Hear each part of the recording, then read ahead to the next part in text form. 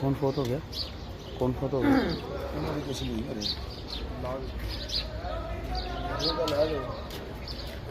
दिल्ली का ना दस दिया यार, बिहार से फोत हो जाए।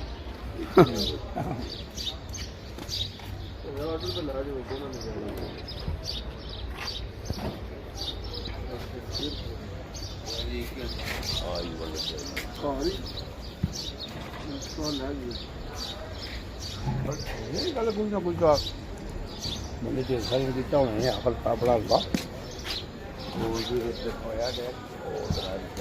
बाकी बीमारी तो कोई कुछ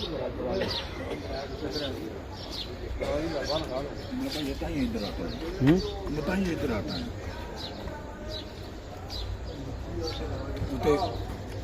है